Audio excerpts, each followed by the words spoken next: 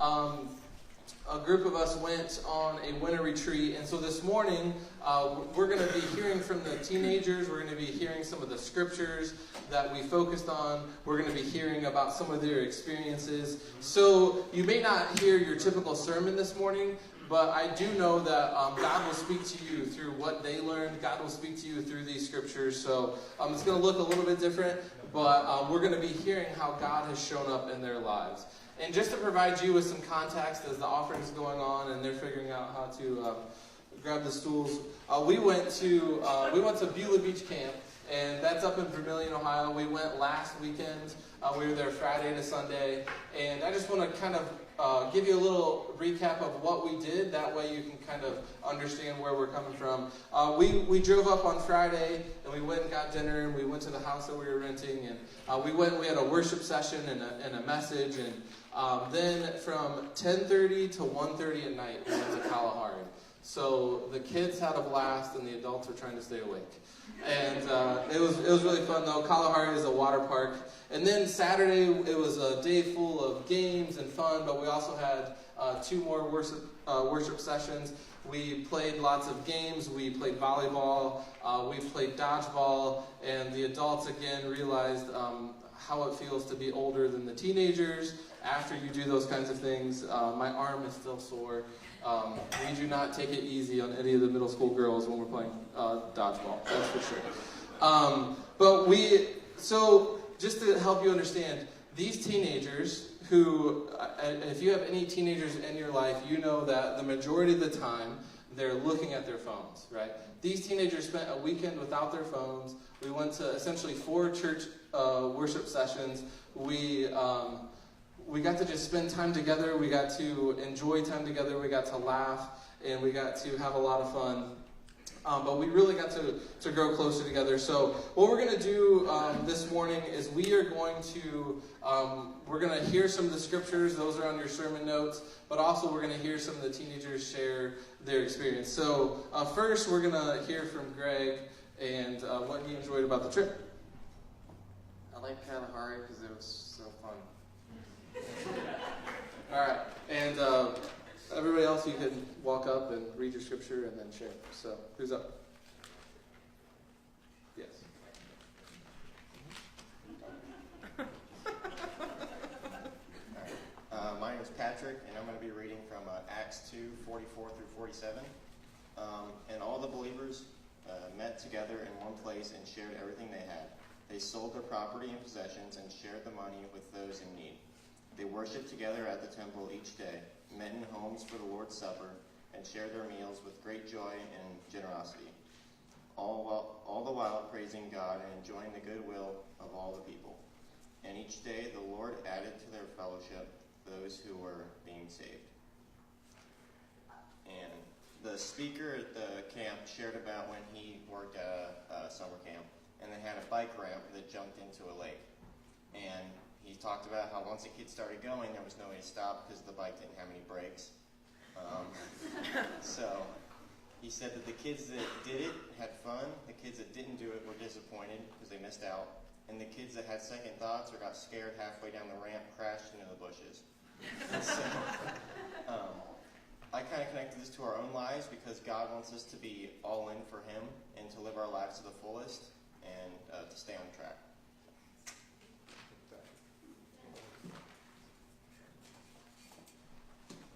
So my name is Sam, and I'll be reading from Revelations 3:15 and 16. I know all the things you do, that you are neither hot nor cold. I wish that you were one or the other. But since you are like lukewarm water, neither hot nor cold, I will spit you out of my mouth. So our speaker talked about how when he worked in Detroit at this youth camp, he would bring in old clothes from his closet and donate it to all the kids. He still wore some of them, but it was mostly older things. So his friend there was like, man, this is great. I'm loving that you're doing this. You're helping these kids so much. But he was talking about how he only gave old clothes. He never gave anything new. He never gave anything that he cherished or valued or had any impact on his life. So he was relating this to being hot or cold for God. How the church back then, everyone used to be lukewarm, and no one was either way.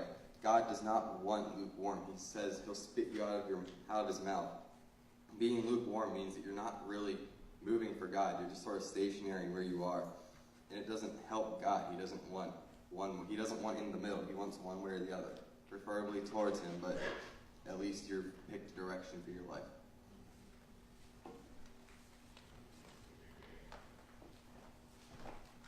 Hi, Connor. I'm going to be reading John 5:2 through 9. Inside the city, near the sheep gate, was the pool of Bethesda with 5 covered porches. Crowds of sick people, blind, lame, or paralyzed, lay on the porches. One of the men lying there had been sick for 38 years. When Jesus saw him and knew he had been ill for a long time, he asked him, "Would you like to get well?" "I can't, sir," the sick man said, "for I have no one to put me into the pool when the water bubbles up. Someone else always gets there ahead of me." Jesus told him, "Stand up, pick up your mat, and walk." Instantly, the man was healed. He rolled up his sleeping mat and began walking. So as we are starting to hear from some of the teenagers, kind of our focus all weekend was radical love. So we heard from the Acts passage and how the early church was selling everything they had, and they were adding to their number every day. And the speaker shared a lot about how the church today is a lot different than the church then, and how Jesus hasn't changed, but how we're living for God has. And he said that he thinks that one of the reasons that churches are dying today is because people are living lukewarm lives. And so as we kind of look at some of these passages, and from the passage that Connor just read, he talked about how when we are desperate, when we're so desperate and so in need that we need Jesus, that's how we want to live. We want to live lives that we are relying on Jesus. And when we can live radical lives of love, when we can live radical lives of giving, not out of just our surplus, but also out of the things that we cherish, then it can make a difference in the world. So Connor's going to share a little bit more about his experience as well. So our speaker, Shay, spoke about watching what you're listening to and watching and seeing how it influences you. And he shared about himself listening to rap music when he was my age, and how he thought it wasn't that big of a deal because it didn't really influence him negatively. So it wasn't making him do anything wrong. So he didn't see a problem with that. But then he realized it didn't really glorify God, and it wasn't helping him grow closer to God. So he might need to change what he's watching and listening. And I took that as I need to do the same thing and take a step back and realize what I'm listening to and watching and see if that's helping me grow closer to God.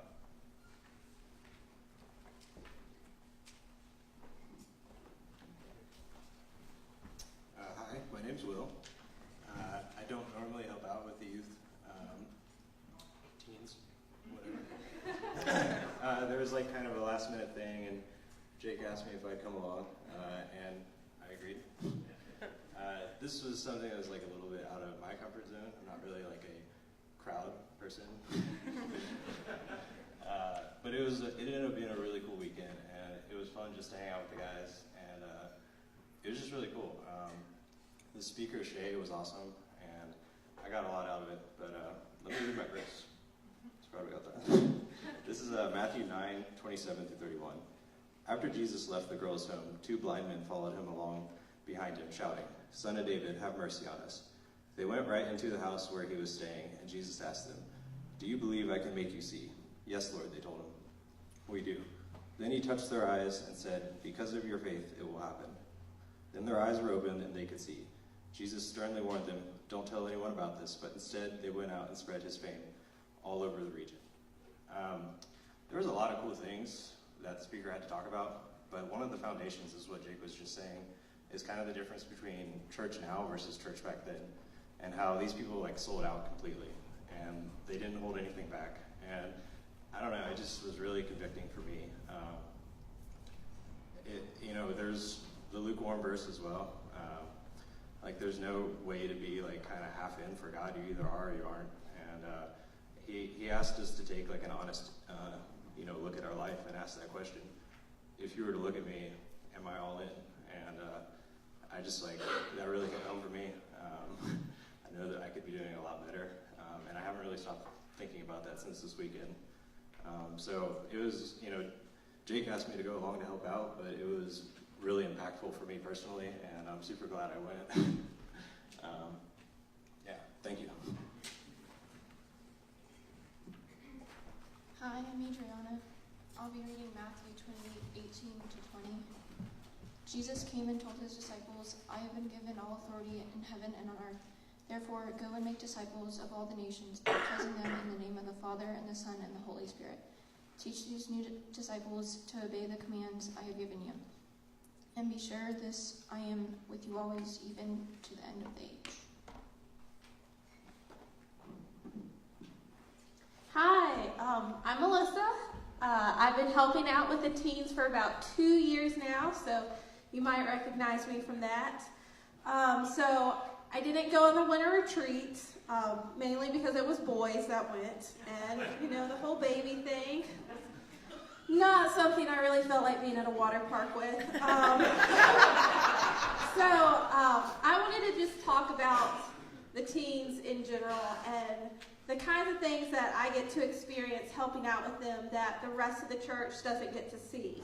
So this morning in Sunday school, Jake asked them about what their daily lives are like, what their schedule's like, and I realized, man, they get up a lot earlier than I do.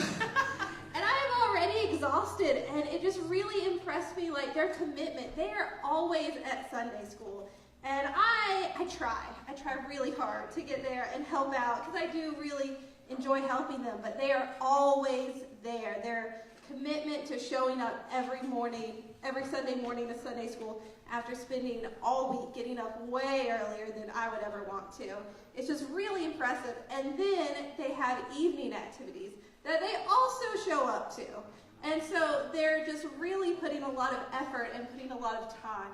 And when you're in high school, you've got so much other things going on. You've got all this homework to do, tests to study for, friends to see, and you're still willing to spend time talking about Jesus, learning about God, being with your church family twice every Sunday.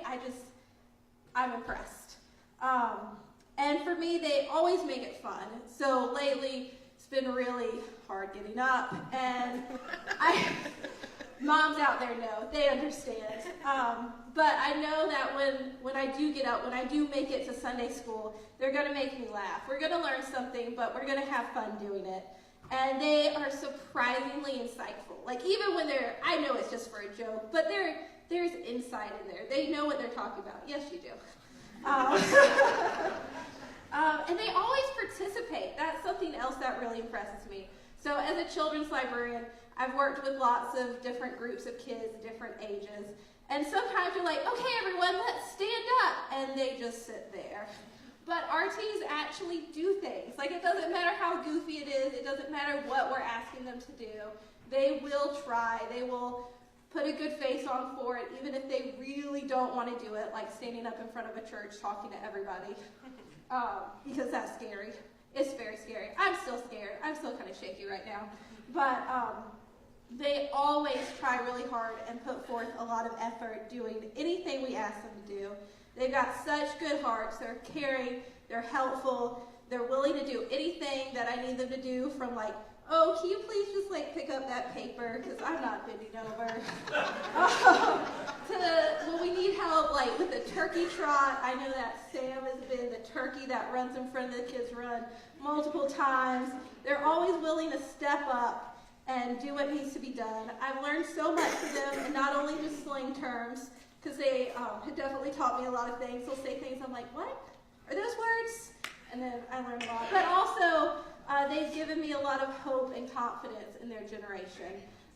They did request that I say something about each of them individually, so here we go. Sam was actually the first teen that I met the first time I came to help out with the teens. And he was just really warm and friendly and welcoming. And I was like, okay, I can do this. These kids aren't that scary. Because normally I talk to toddlers, so I say things like, hi, what color do you like? You know what a dog says? Greg is always excited to chat and has this unbelievably impressive knowledge of cars. So if you ever have a question like, I wonder what that car is in the parking lot, he knows. He can tell you. He can tell you the model. He can tell you the year. He can tell you the gas mileage. It's impressive. Patrick is so kind. I always go to him when I have a question. And he has really good facial expressions, too. You can't tell because he's in the front row, but they're worth it. And Connor is hilarious and doesn't judge me when he has to teach me all about the cool teen things like cloud goggles, not cloud goggles. It was a bit of a confusion point for me for a little while. And Adriana is the newest teen, so I'm just getting to know her, but I'm already so impressed by her. Because as a teenage girl coming into a group of like just guys that all know each other, they've already got their dynamic going, and she has like total confidence. She's like, yes, I'm here, I got this. It's really impressive. And so working with them has just been really great. And I'm excited to keep going with it, just as long as I can. Thank you, guys. Yeah, I'm going to continue to share. Let's give it up for the teens as they share. So I wanted to share from my experience from the retreat. Like Will had said, like every year that I go, I know that I'm going to take the teens, but I always get a lot out of it too. And I think Will and I are a lot alike in our personalities and being introverted. And so when you're going to these camps and when you're going into a worship session, like we don't do this here, but when we go into worship sessions there's dance music going on and a DJ, and they're playing all these crazy things. And so, it's just really good to be able to be there and spend time with the boys. I always love retreats because of what it can do to a group. I think every time you can go and spend time with people, it can kind of solidify relationships. It can kind of fuse a group together. Now, I'm sorry for this, Will, but every Sunday they're going to talk to you now.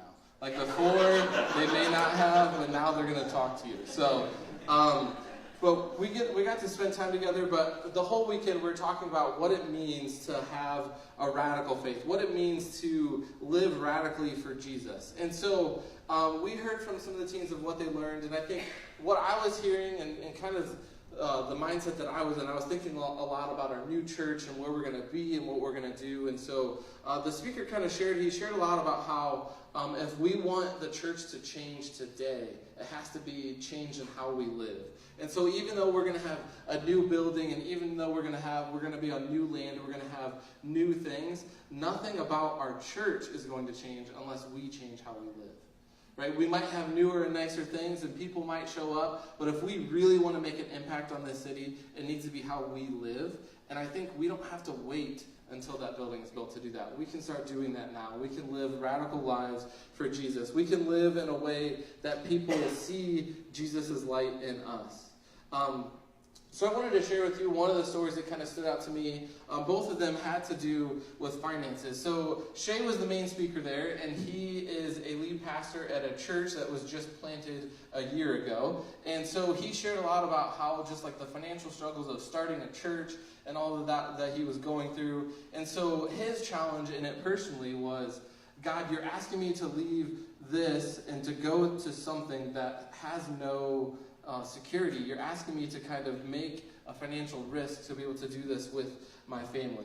And so he shared actually how him and his wife ended up finding like $4,500 in their house that was there from 30 years ago after they had moved in. And he said, it's not that when you have financial trouble, all of a sudden God's going to just place money in your house. But he said from that experience, he really learned that God was just saying, listen, if I'm calling you to something, you have to trust me. You have to be all in. You can't worry about anything. So I wonder what it is for us. Like, what is that thing that's holding us back from being all in for God? Patrick shared about the bike ramp, and I really liked that illustration because, I've worked for a summer camp in the past, and I think, there's things that there can be fear surrounding them. And I think as we are thinking about living our lives for Christ, there can be a lot of fear that's behind that. But what we kind of learn is that when we don't go all in, we're kind of missing out on all the excitement that can be there.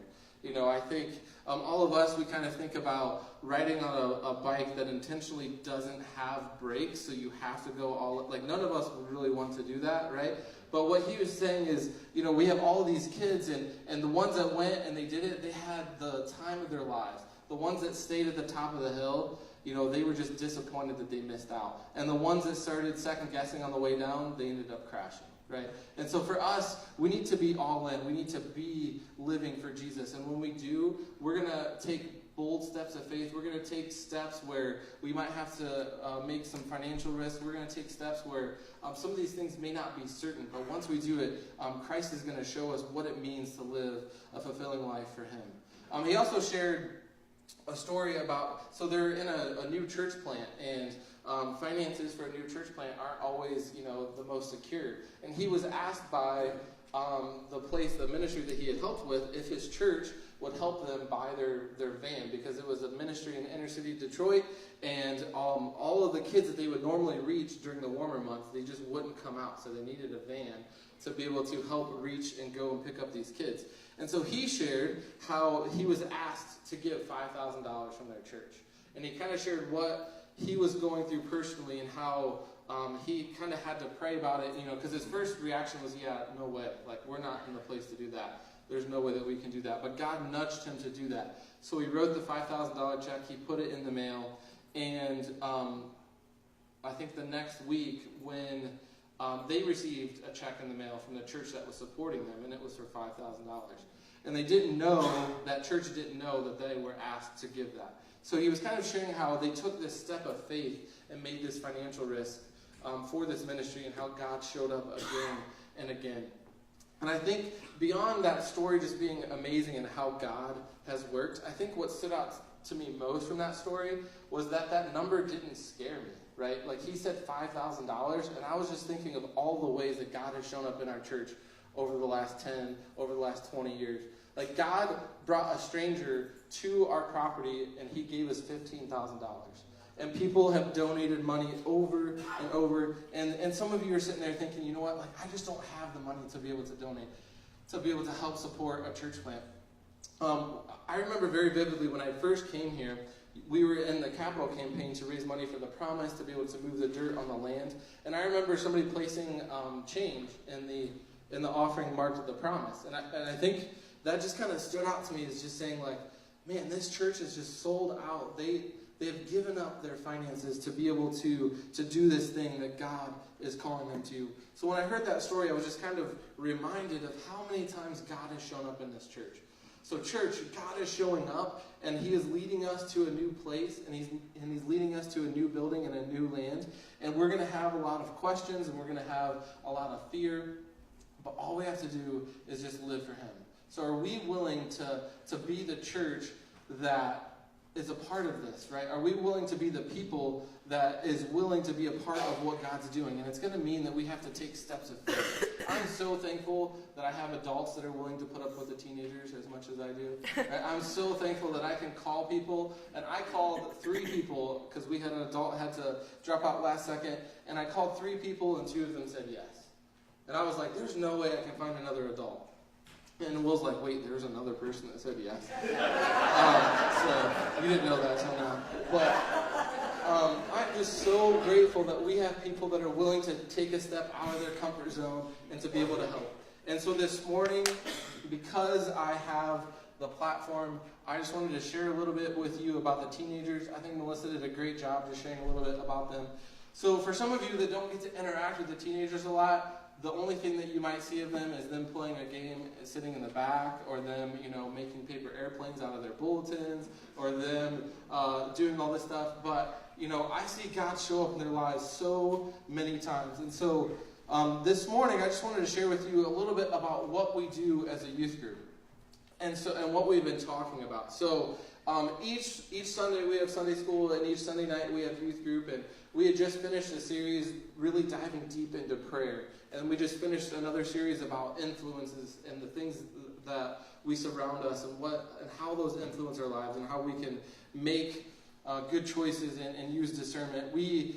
Tonight we have dinner at my house, and about once a month I have them over to my house, and we've been going through this series, and we've discussed 15 hard questions of faith. So as a youth group, we get to tackle the hard things. We get to laugh a lot together. We get to talk about things that make them uncomfortable, and we get to talk about things that are a little bit more fun and exciting. But I've just enjoyed so much just spending the time with them. And I think This morning I want to challenge you because I think, it is their job as they live out their lives and to live out their faith to invite their friends. And it is my job to be able to figure out ways to get more teens involved. But I also think that every person in this room can play a role in that, right? I think you, as you live your lives and you reach out to those in your community, you reach out to your neighbors and your family and your friends and your coworkers, that we each end up interacting with teenagers, whether or not we know it, or we interact with family, or we interact with people who have teenagers. And I want you to know that you can have confidence that if you invite somebody to this church and they have teenagers or they have kids, because we have great families that are volunteering in the nursery, and if you haven't been back by the nursery, there's like 10 little ones under 3 just like running around, and it's so cool to see. And my kid's the one always not listening and running through the church, and so you can blame me for that. But it's just so exciting to see. But I want you to know that as you live out your faith, you can have confidence to know that as you invite families and as you invite friends and neighbors and coworkers to this church, that we have people serving in all these areas, from nursery to kids to youth, and that you can invite them and know that they could be a part of something special. Because we have adults that are praying for them. We have people pouring into their lives. And so I was just thinking back to my experience as a teenager. And going to youth group for me when I started was all about having fun. Because in my town, there was literally nothing to do. We had to drive a half an hour to get to a Walmart, and that was like a fun experience. We got to drive and go to Walmart. Like, that was fun. My home church ended up becoming the place that teenagers went to be a part of something. And when I was in 7th grade, we probably had 20 or 30 kids, and by the time that I graduated, we had like 130 kids coming to youth group every week. And I would say about 30 of those were there to learn more. But I say all that because I've learned that youth ministry has really changed. Like, people used to be a part of youth group to be able to go and do all the crazy fun stuff and laser tag and paintball and all that kind of stuff. But we know that living in this area, there is no lack of things that teens can go do. And parents have memberships for their kids at like Sky Zone, and they can go and they can do whatever they want whenever they want. So then what is church and what is youth group? If it's not just a place to go and have fun, then what is it? And my philosophy has always been, most of these kids going to schools around here, they have most of them have over 1,000 people in their high school. And so you can feel like you're just one person in the crowd. You can feel like you don't have a place to belong. You can feel like you don't really know where you fit in. And so for us, and as one of our values and as our vision as a church, is to be able to have a place to belong. And so really that's what we want to create as a youth group, is a place where you can belong, a place where you can feel like you matter, a place where you can feel like you have purpose. And so I think we really have to understand, what it means to live today, because society has changed a lot, and people just don't go to church because that's the right thing to do anymore. And what that means is that we have to live it out. We have to be that light and be that love to others. And so this morning, hopefully you heard from them what God was doing in their lives, and I really encourage you to talk with them. They're not as scary as they seem.